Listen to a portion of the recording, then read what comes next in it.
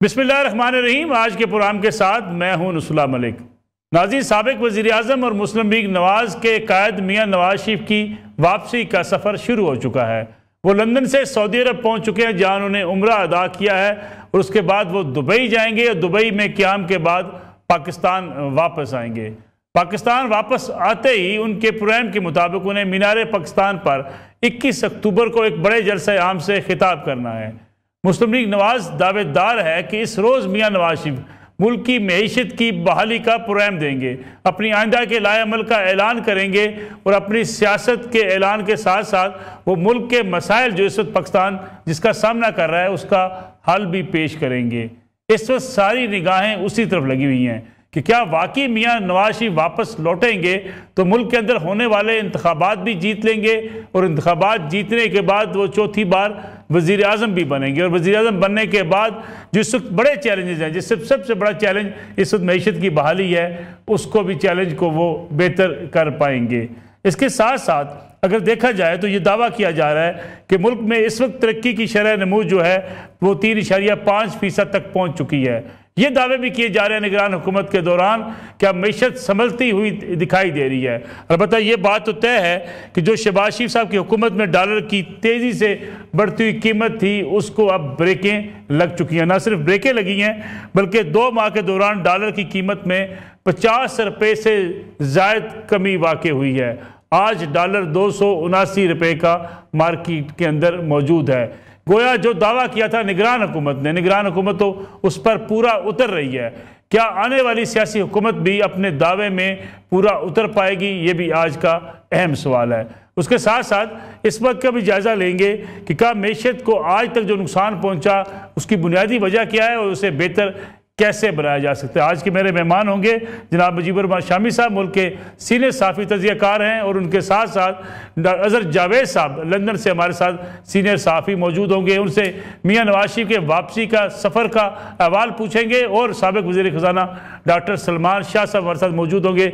उनसे पूछेंगे कि निगरान हुकूमत ने जो कुछ कर दिखाया ये सियासी हुकूमत ने जाते जाते आखिर क्यों ना किया। प्रोग्राम के आगाज में आज सबसे पहले आपको लिए चलते हैं लंदन, जहां सीनियर सहाफ़ी तज़कियाकार अज़हर जावेद हमारे साथ मौजूद हैं। अज़हर जावेद साहब, बहुत बहुत शुक्रिया प्रोग्राम में वक्त देने का।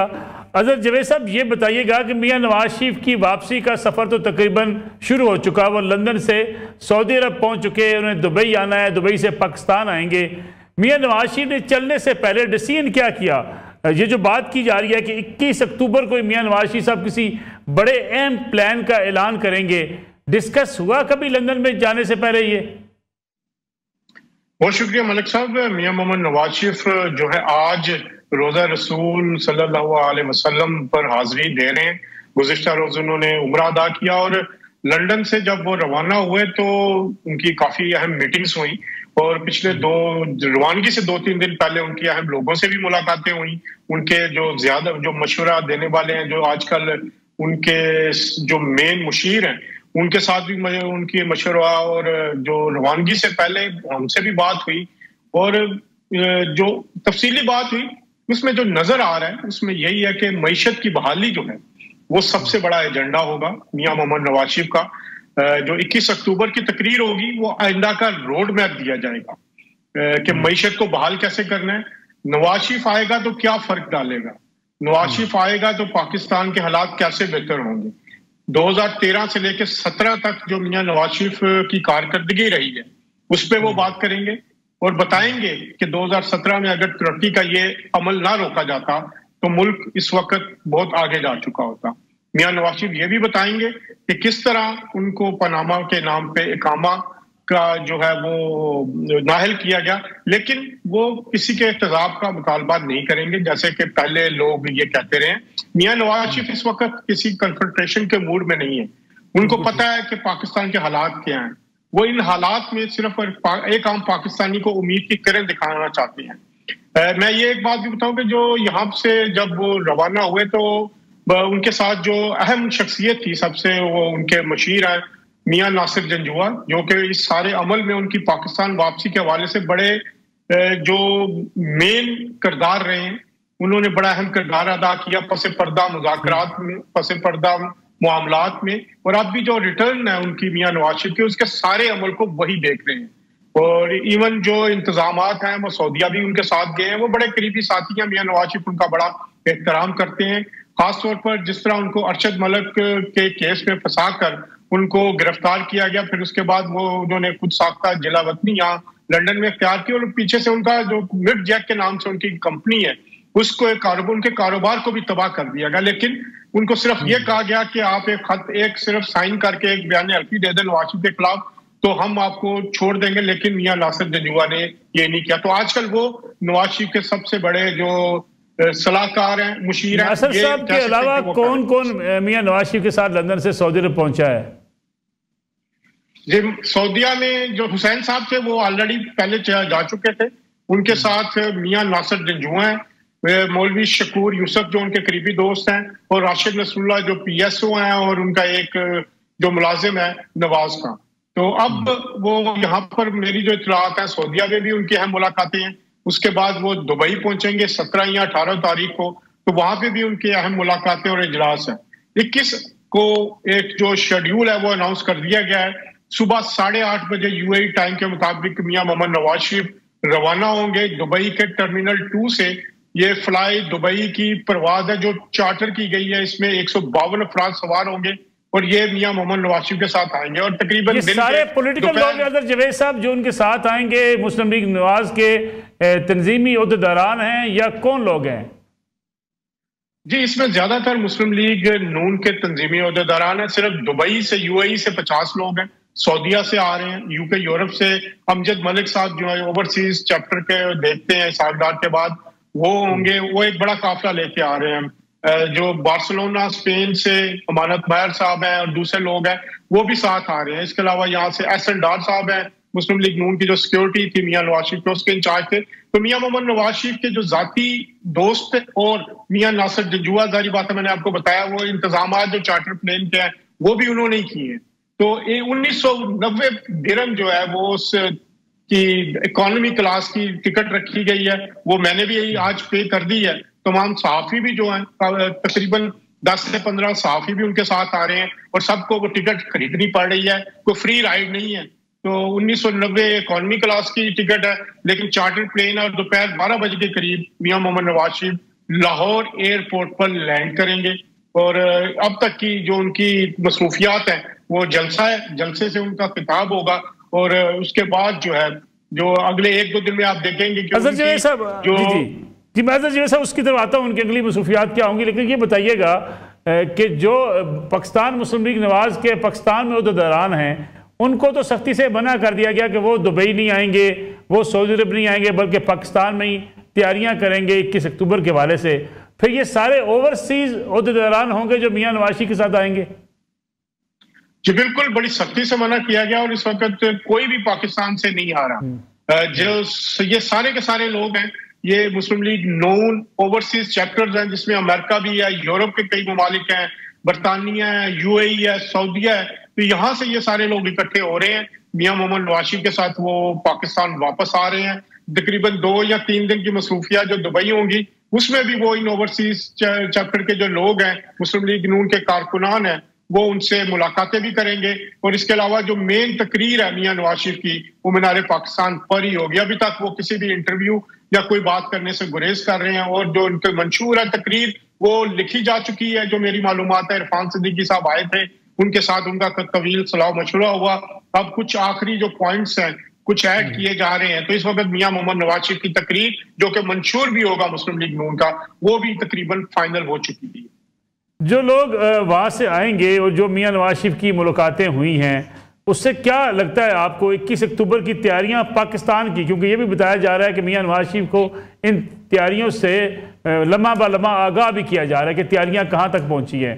کیا میاں نواز شریف مطمئن ہیں 21 اکتوبر کی پاکستان میں مسلم لیگ نواز کی تیاریوں کی؟ کیونکہ خبریں یہ ہیں کہ کچھ اختلافات ہیں پارٹی کے اندر پاکستان میں۔ دیکھیں ملک صاحب، اختلافات پارٹی کے اندر مجھے اس کی تصدیق نہیں کر سکتا، لیکن جو یہاں صورتحال ہے، جو میاں نواز شریف نے 180H میں ایک کنٹرول روم قائم کیا گیا ہے جس کو انوشا رحمان جو ہے وہ ہیڈ کر رہی ہیں، مریم نواز شریف صاحبہ جو ہے وہ اس کے مکمل اس کی رپورٹ لے رہی ہیں، ڈیلی کئی میٹنگز ہو رہی ہیں، میاں نواز شریف سے وہ رابطے میں رہتی ہیں، शहबाज शरीफ साहब इस सारे मामलात में बड़ा अहम किरदार अदा कर रहे हैं। शहबाज शरीफ के साथ हमजा शहबाज का बड़ा अहम किरदार है, क्योंकि तंजीमी सतह पर हमजा शहबाज ने हमेशा मुस्लिम लीग नून में एक अपना होल्ड रखा है। उनके लोग जो उनकी बात भी सुनते हैं, तो हमजा शहबाज भी बहुत अहम इसमें रोल प्ले कर रहे हैं शहबाज शरीफ के साथ। तो इस वक्त मेरे ख्याल में जो मेरी मालूमात है, जो यहाँ पे भी आई है, मुस्लिम लीग नून मुत्तहिद है, क्योंकि सर्वाइवल का सवाल है। इख्तलाफात होते जाएंगे, अगर जलसा कामयाब ना हुआ तो फिर मुस्लिम लीग नून के सारे लोगों के लिए मसला होगा। तो हमजा शहबाज, मरियम नवाज मिलकर काम कर रही है, और शहबाज शरीफ साहब एज ए पार्टी प्रेसिडेंट इस तमाम मामले को ओवरऑल उसकी निगरानी कर रही है। और डेली बेसिस पे दिन में कई बार नवाज शरीफ से उनकी बात भी होती है, मरियम नवाज की भी होती है। तो कोशिश ये कर रहे हैं कि जलसा बड़े से बड़ा हो। अब तक की रिपोर्ट जो है वो तसल्ली बख्श हैं, जो मियां नवाज शरीफ तक पहुंची। अजहर जवेद साहब, बहुत बहुत शुक्रिया आपका प्रोग्राम में वक्त देने के लिए। आपसे गाए बगैर राब्ते में रहेंगे ताकि मियां नवाज शरीफ की वापसी का सफ़र अपने नाज़रीन तक हम पहुंचा सकें। यहाँ पे एक ब्रेक का वक्त हुआ है, ब्रेक से वापस आते हैं थोड़ी देर बाद। प्रोग्राम में एक बार फिर खुशामदीद। हमारे साथ मौजूद है मुल्क के सीनियर सहाफ़ी तज़कियाकार जनाब मुजीबुर्रहमान शामी साहब। शामी साहब, बहुत बहुत शुक्रिया प्रोग्राम में वक्त देने का। शामी साहब, ये कहा जा रहा है कि मियां नवाज शरीफ साहब 21 अक्टूबर को मीनार पाकिस्तान पर जो ऐलान करेंगे वो पाकिस्तान की खुशहाली का ऐलान होगा। पाकिस्तान आज जिन मसाइल से दो चार है, आपको लगता है कि मियां नवाज शरीफ की वापसी उन तमाम मसाइल से मुल्क को निकाल पाएगी? नसरुल्लाह मलिक साहब, बहुत शुक्रिया। देखें, जो लीडर होते हैं और जो सियासतदान होते हैं वो ख्वाबों के ताजर होते हैं। अच्छा। वो कौमों को ख्वाब दिखाते हैं, अपने ख्वाबों में शरीक करते हैं और फिर उन्हें आगे बढ़ाते हैं, उनमें हौसला पैदा करते हैं। तो नवाज शरीफ साहब का जो ट्रैक रिकॉर्ड है जी वो ये है कि वो कुछ करके दिखा सकते हैं। अच्छा। उन्होंने पाकिस्तानी इकोनॉमी है उसको रिवाइव करने की बहुत कोशिशें की हैं, और अगर उनकी हुकूमतें खत्म ना होती और तो पाकिस्तान मुआशी तौर पर बहुत आगे होता, लेकिन जो बीच में झटके लगते रहे और तसलसल बरकरार नहीं रह सका पॉलिसियों का, उसकी वजह से हमारा सफर जो है वो बार बार रुका है और बार बार उसको झटके लगे हैं। तो नवाज शरीफ साहब का जो गुज़श्ता दौरे हुकूमत है उसमें भी आप देखें कि जिस तरह उन्होंने सी पैक जो है उसको आगे बढ़ाया और एक कौम में एक उम्मीद पैदा की कि हम अपनी मईशत को संभाल सकते हैं। फिर जो लोड शेडिंग पे काबू पाया, बिजली के कारखाने लगाए, दहशत गर्दी जब दुनिया समझ रही थी कि दहशत गर्द जो है हमारे दारुल हुकूमत पे दस्तक दे रहे हैं और किसी वक्त भी पाकिस्तान पर उनका कब्जा हो सकता है, तो दहशत गर्दों की कमर तोड़ी। इस लिहाज से तो उनका एक रिकॉर्ड तो है। अब वो लोगों में जो पशमुर्दगी है और जो लोगों में एक बेयकीनी है, वो उसको दूर करें, लोगों को यकीन दिलाएं, उनमें एक हौसला पैदा करें, जज्बा पैदा करें, तो जाहिर है कि वो फिर एक अपनी सियासत जो है उसमें एक नई रूह दौड़ा सकते हैं और लोगों में भी उम्मीद जो है पैदा कर सकते हैं। दरअसल ये काम जो है हमारे होते हैं, तारीख में हुए हैं, और अगर आप हौसला हार कर बैठ जाएं तो फिर तो जाहिर है कि कुछ नहीं हो सकता और कुछ नहीं किया जा सकता, वो तो खुदकुशी का रास्ता है। शामी साहब, अगर मियां नवाज शरीफ के बयानात को देखा जाए या मुस्लिम लीग नवाज की लीडरशिप के बयानात को देखा जाए, उससे ये तासर उभरता है कि मियां नवाज शरीफ तो बस वज़ीर आज़म बन चुके हैं। हालांकि अभी मियां नवाज शरीफ से ने वापस आना है, उनके मुकदमात के हवाले से कानूनी पेचीदगियाँ मौजूद हैं, फिर इलेक्शन है, इलेक्शन जीतना भी मुस्लिम लीग नवाज के लिए एक बड़ा चैलेंज है। लेकिन अभी से ये तासर पैदा हो जाना कि मियां नवाज शरीफ तो मुल्क के वज़ीर आज़म बन चुके हैं, आपको लगता है ये जस्टिफाइड है? देखिए, ये सियासत का खेल है, ये दावों पे चलता है, नारों पे चलता है, ख्वाबों पे चलता है। तो हम ये तो एतराज नहीं कर सकते ना कि कोई ख्वाब देख रहा है या दिखा रहा है।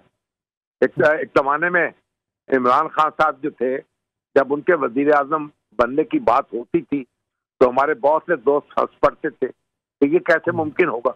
لیکن آپ نے دیکھا پھر ممکن ہوا ایک لمبی سٹرگل کے بعد وہ اس ملک کے وزیر اعظم بنے. اور نواز شریف صاحب کا جب مقابلہ محترمہ بینظیر بھٹو سے تھا اس وقت بھی یہ کسی کی سمجھ میں نہیں آتا تھا کہ وہ کیسے قیادت کریں گے قومی سطح کی اور کیسے وزیر اعظم بنیں گے. لیکن پھر وزیر اعظم بنے اور بار بار بنے اور کر ابھرے. تو اب یہ ہے کہ ان کے اپنے جو حامی ہیں اور ان کی اپنی جو کانسٹیٹوئنسی ہے اصل میں تو اس کو ایکٹیویٹ کرنا ہے نا. انہیں پی ٹی آئی کے ووٹرز سے کوئی امید نہیں ہے, لیکن ان کا اپنا ووٹر جو ہے جو کوئی تھک گیا ہے یا کوئی ناراض ہو گیا ہے اس کو انہوں نے متحرک کرنا ہے. اور میرا خیال ہے یہ سارے پھر جو بھی نعرے ہیں اور جو بھی دعوے ہیں یہ تو پھر ایسا ہی ہوتا ہے نا جی. سیاست میں تو بالکل کھلونوں میں کیا کہتے ہیں, شاعر نے کہا ہے نا تمناؤں میں الجھایا گیا ہوں کھلونے دے کر بہلایا گیا ہوں, تو بہلانے دیں ان کو. شامی صاحب ودن اگر پارٹی بات کی جائے پچھلے عرصے میں کچھ دیکھا گیا کہ جی حمزہ شہباز صاحب آرام سے بیٹھے ہیں, گھر بیٹھ گئے ہیں, خاموش ہو گئے ہیں. مریم نواز بڑی ایکٹیو دکھائی دی. اب لگتا ہے حمزہ شہباز صاحب بھی کچھ ایکٹیو ہوئے ہیں. شریف فیملی کے اندر جو اختلافات ہوتے ہیں میاں نواز شریف کی واپسی سے آپ لگتا ہے کہ یہ بھی ختم ہو جائیں گے؟ مریم نواز, حمزہ شہباز صاحب, میاں نواز شریف صاحب اکٹھے ہو کے الیکشن میں اتریں گے؟ دیکھیں اختلافات جو ہیں وہ ختم نہیں ہوتے, وہ دب جاتے ہیں. اور میاں نواز شریف صاحب کی قیادت جو ہے وہ ان چیلنجڈ ہے. نون میں اس پر کوئی تنازع نہیں ہے. اور جس طرح سے عمران خان صاحب کی قیادت جو ہے وہ پی ٹی آئی میں ان چیلنجڈ ہے, اسی طریقے سے جب نواز شریف صاحب آئیں گے تو پھر میرا خیال جو چھوٹے موٹے اختلافات ہیں وہ بھی دب جائیں گے اور کسی کو حوصلہ نہیں ہوگا کہ ان کا اظہار کر سکے یا ان کو ہوا دے سکے. بہت بہت شکریہ مجیب الرحمان شامی صاحب. ملک کے سینئر صحافی تجزیہ کار مجیب الرحمان شامی صاحب ہمارے ساتھ موجود تھے. میاں نواز شریف کی واپسی کا ذکر جاری ہے. ایک بریک کا وقت ہوا ہے, بریک سے جب واپس آئیں گے تو بات کریں گے ملک کی معیشت کے حوالے سے. دعویٰ کیا جا رہا ہے کہ معیشت سنبھل رہی ہے اور نگران حکومت کے دور میں سنبھل رہی ہے. یہ پوچھیں گے سابق وزیر خزانہ ڈاکٹر سلمان شاہ صاحب سے کہ یہ سنبھل رہی ہے تو کیسے سنبھل رہی ہے. پورا میں ایک بار پھر خوش آمدید. بات ہوگی پاکستان کی معیشت کی, جس کے بارے میں دعوے کیے جا رہے ہیں کہ اب شرح نمو 3.5 تک پہنچ رہی ہے. البتہ یہ بات تو بڑی واضح ہو چکی کہ جو شہباز شریف صاحب کی حکومت میں ڈالر کی جو اونچی پرواز تھی وہ کافی حد تک نیچے آ چکی اور آج ڈالر کی قیمت تھی 279 روپے تک جا پہنچی ہے. یہ ڈالر 346 روپے میں مارکیٹ کے اندر دستیاب تھے.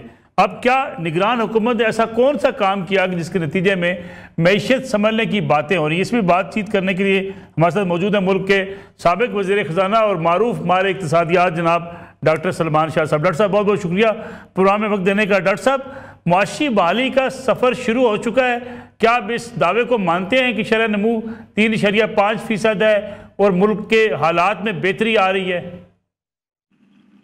دیکھیں ملک صاحب, ابھی یہ بہت پریمیچور ہے کہ ہم کہیں کہ اب ہماری جیت ہو گئی ہے, یا وہ جیسے جارج بش نے وکٹری ڈکلیئر کی عراق کی جنگ میں اس طرح یہ ہم ابھی وکٹری ڈکلیئر نہیں کر سکتے. 2-3 چیزیں بڑی امپورٹنٹ ہیں. ایک تو ظاہر ہے کہ جو ہمارا روپے کی قیمت جو ہے وہ ڈالر سستا ہوا ہے, اس میں کوئی شک نہیں ہے, اور اس سے تھوڑی سی ایک ٹھہراؤ آئے گا اکانومی میں. پرائسز میں بھی ہو سکتا ہے تھوڑا سا نیچے کی طرف آگے چل کے ڈیٹا آئے کہ وہ اس کا امپیکٹ ہے. ڈپینڈ کرے گا کہ آپ کی تیل کی قیمتیں اس کے مطابق آپ کم کرتے ہیں یا نہیں کرتے. بہرحال اور خراب ہونے سے تو کام کچھ رک گیا.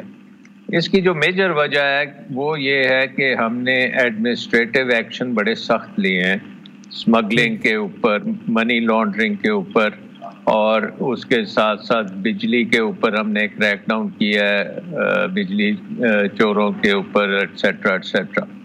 اب ایک اکنامکس میں ایڈمنسٹریٹو میجرز جو ہوتے ہیں وہ آپ کو ٹائم بینگ کے لیے بڑا امپورٹنٹ دے دیتے ہیں، ایک ہیڈ سٹارٹ. اس کے بعد آپ کو پھر اکانومی میں اصل ریفارمز کرنے کی ضرورت ہوتی ہے تاکہ وہ جو ایک مومنٹم بنا ہے وہ آگے چلتا جائے اور آپ کا ہدف جو الٹیمیٹلی ہے اس کی طرف ہم جا سکیں. اور ظاہر ہے کہ پاکستان ایک بہت بڑا ملک ہے، 5ویں سب سے بڑی آبادی ہے، اور ہمارا اکنامک گروتھ جو ہے ہمیں کم از کم 7-8% چاہیے اگر ہم نے اپنے بے روزگار نوجوانوں کو نوکریاں دینی ہیں. 3-3.5% اچھی بات ہے، کیونکہ نیگیٹو سے 3% ہونا بڑا ایک اچھا ٹرن اراؤنڈ ہے، لیکن اب 3 سے ہم نے اس کو 7-8% پہ لے کے جانا ہے، اور اس کے لیے میجر ریفارمز چاہیے. سب سے پہلی بات جو ہم نے دیکھنی ہے وہ یہ ہے کہ جب آپ نے ایڈمنسٹریٹو ریفارمز، یہ ایڈمنسٹریٹو کریک ڈاؤن کی ہے، اسمگلنگ کے اوپر کی ہے اور منی لانڈرنگ کے اوپر بھی کی ہے، کیا اس ایڈمنسٹریٹو ایکشن سے جو روٹ کاز تھا ان چیزوں کا وہ حل ہوا ہے یا نہیں ہوا؟ تو روٹ کاز جو ہے وہ نہیں حل ہوا، اور روٹ کاز کے پیچھے اگر آپ اسمگلنگ کی بات کرتے ہیں تو روٹ کاز کے پیچھے جو ہماری امپورٹس کے اوپر تقریباً 50% کے قریب ٹیکسز ہیں، اس کی وجہ سے اسمگلنگ ہوتی ہے. کیونکہ اگر آپ نے 100 روپے کی چیز لانی ہے اور اس کو آپ بارڈر پہ آپ 50 روپے اس میں اور جمع کر دیتے ہیں، 150 کی ہو جاتی ہے ٹیکسوں کے ساتھ، تو جو بندہ ٹیکس اویڈ کر کے وہ 100 روپے کی چیز لائے گا وہ یہاں پہ بڑا منافع کما سکتا ہے. تو اگر آپ نے یہ اسمگلنگ کے بڑے بڑے جو لوگ تھے ان کے اوپر آپ نے ایکشن لیا ہے، تو اب وہ ڈھونڈیں گے کوئی اور طریقہ. لانچوں میں چیزیں آنی شروع ہو جائیں گی، بارڈرز سے کچھ کھسک کے آئے گا. افغان ٹرانزٹ تو آپ نے بند کر دیا، لیکن اور بڑے راستے کھل جائیں گے. اس کا حل ایک ہی ہے، اور وہ یہ ہے کہ امپورٹس کے اوپر جو ٹیکسز ہیں اس کو آپ، لیکن ڈاکٹر صاحب اگر امپورٹ کے اوپر ٹیکسز میں کمی لائی جاتی ہے تو پھر آپ کا ریونیو متاثر نہیں ہوگا؟ ہاں، اب یہ ہے کہ آپ نے ادھر اپنے ٹیکسز کم کرنے ہیں تو پھر آپ کو ریٹیل کے اوپر ٹیکس لگانا پڑے گا. مثلا اگر آپ نے امپورٹ کے اوپر 50 روپے چھوڑے ہیں تو جو فائنل کسٹمر نے اس چیز کو خریدنا ہے اس کو جا کے آپ کو پھر ٹیکس ریٹیل پہ کرنا پڑے گا. یعنی کہ امپورٹ کی بجائے آپ اس کے اوپر ریٹیل کے اوپر لگائیں. اس کے بعد پھر آپ نے یہ بھی دیکھنا ہے کہ اگر یہ مثلاً یہ منی لانڈرنگ کا جو معاملہ ہے، تو منی لانڈرنگ آپ کی زیادہ تر ہوتی ہے جب آپ کی اکانومی جو ہے اس میں بے یقینی ہو جائے، لوگ ڈر جائیں پاکستان میں اپنا سرمایہ رکھنے سے، ان کو ہو کہ یہاں پہ انتشار پھیلے گا یا کچھ اس قسم کی چیزیں ہوں گی، تو وہ منی لانڈرنگ ون وے اور دی ادر ہوگی. منی ایکسچینجرز نہیں کریں گے تو پھر اب کوئی اور انڈر گراؤنڈ معاملہ ہو جائے گا. تو اس کو بھی آپ کو ٹھیک کرنا ہے اسٹیبلٹی کے ساتھ، پولیٹیکل اسٹیبلٹی. اور جس طرح سے میں نے بات کی کہ 5واں سب سے بڑا ملک ہے تو اس کی اکنامک گروتھ تو 7-8% بڑے آرام سے ہونی چاہیے. تو وہ اس وقت ہوتی ہے جب آپ کے پاس اسٹیبلٹی ہوتی ہے. تیسری چیز جو بڑی امپورٹنٹ ہے میرا خیال ہے وہ افغانستان کے ساتھ ہماری جو تجارت ہے اس کو ہم نے کیسے ریگولیٹ کرنا ہے، کیونکہ افغانستان کی بہت بڑی ہماری مارکیٹ بھی ہے، اور افغانستان سے ہم امپورٹ جو ان کے کولا امپورٹ کرتے ہیں اور آگے چل کے ہم ہو سکتا ہے آئرن اور باقی معدنیات بھی امپورٹ کریں.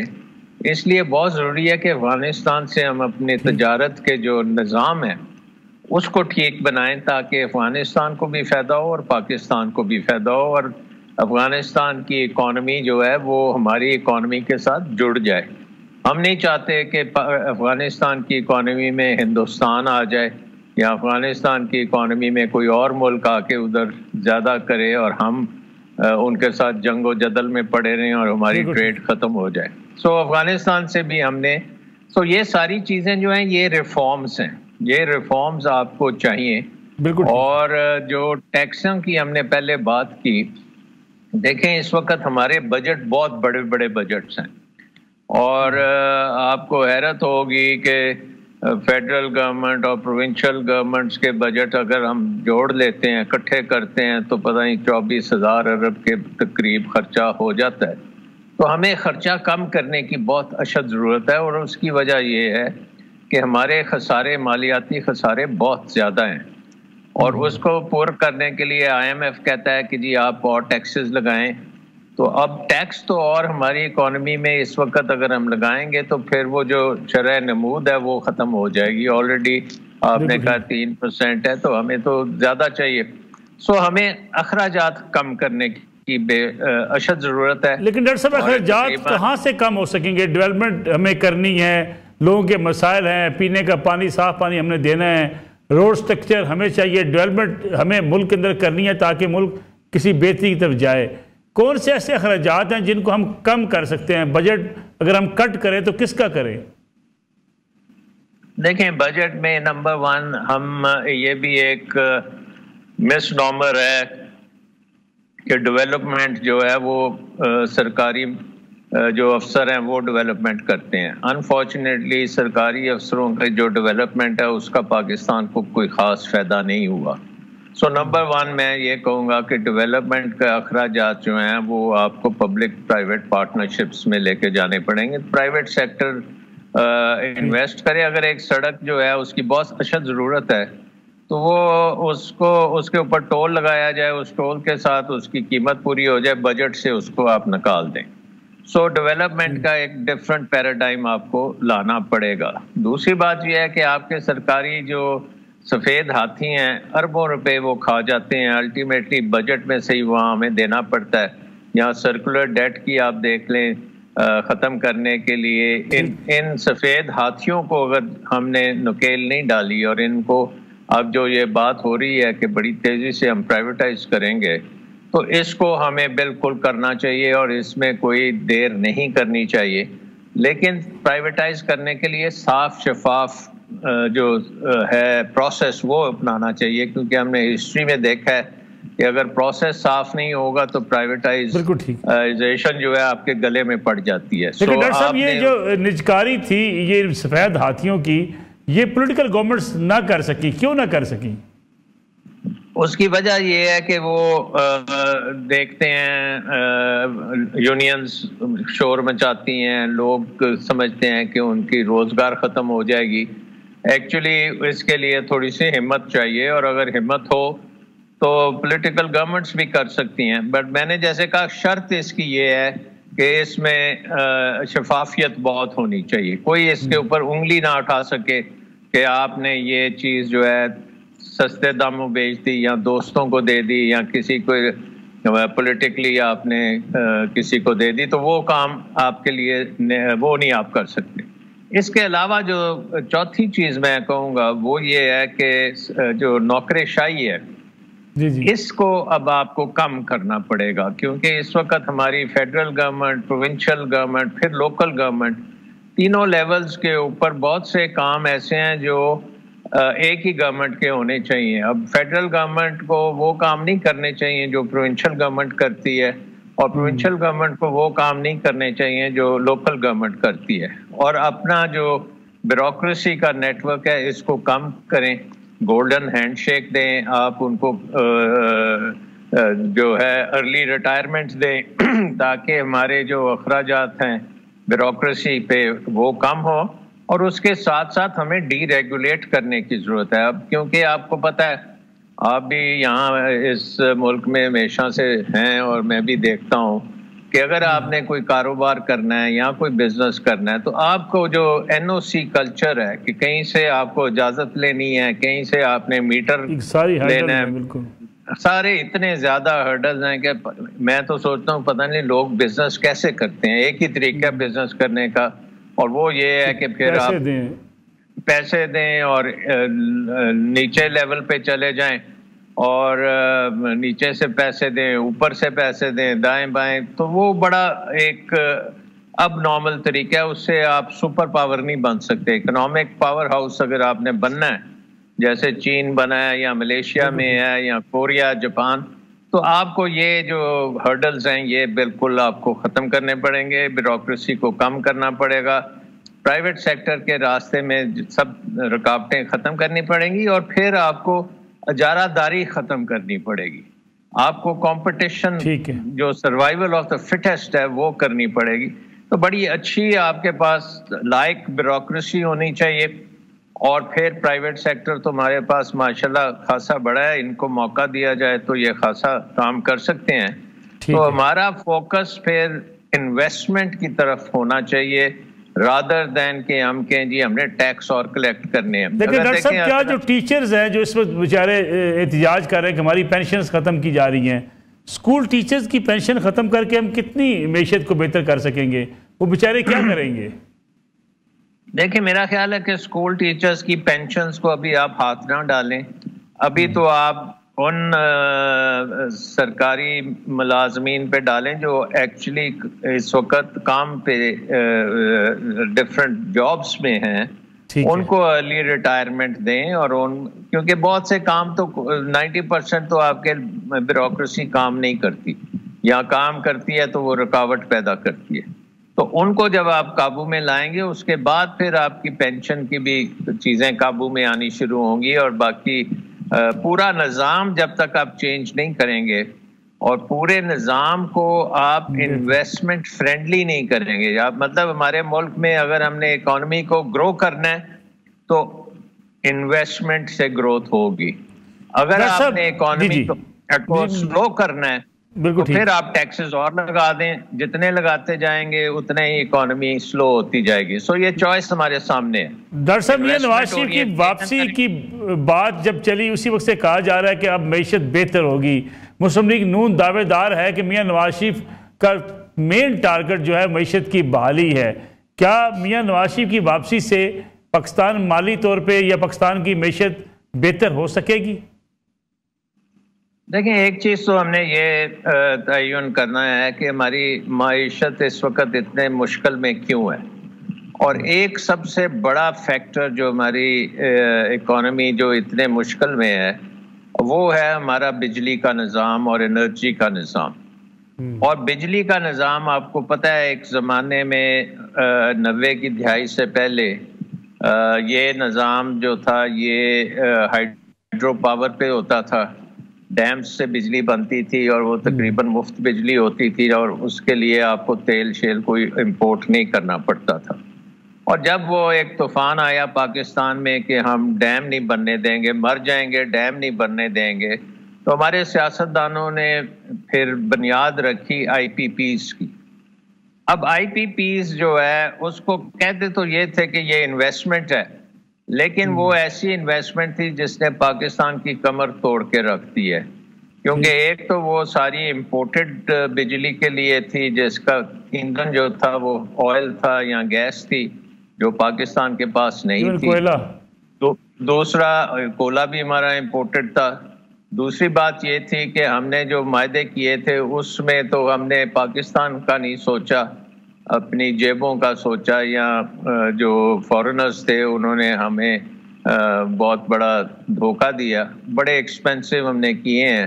اس کی وجہ سے آپ دیکھ رہے ہیں کہ اب کیپیسٹی پیمنٹ جو ہے وہ ہماری فیول پیمنٹ سے بھی زیادہ کیپیسٹی پیمنٹ ہے، اور اس میں زیادہ تر جو حصہ ڈالا ہے آپ کو پتہ ہے وہ سیاسی گورنمنٹس نے ڈالا ہے، جس میں پیپلز پارٹی نے 90 میں شروع کیا تھا یہ کام، اس کے بعد پی ایم ایل این نے اس کو بڑا بڑھایا، اور سی پیک میں بھی جو پاور پروجیکٹس کیے ان میں بھی ہمیں خاصا نقصان ہوا ہے۔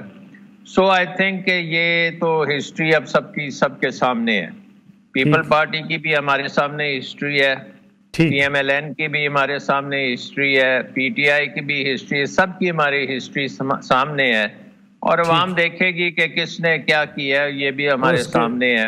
سو کوئی آئی تھنک اس کے مطابق فیصلہ ہوگا، یہ نہیں ہے کہ کوئی آپ اب قوم کو دھوکہ دینا، میرا نہیں خیال کہ اب کوئی دھوکہ دے سکتا ہے، سب کو اپنی کارکردگی کے اوپر کام کرنا پڑے گا، اور جنہوں نے غلطیاں کی ہیں ان کو معافی مانگنی پڑے گی، جنہوں نے کوئی اچھا کام کیا ہے تو ان کو پھر آپ کو سراہنا پڑے گا۔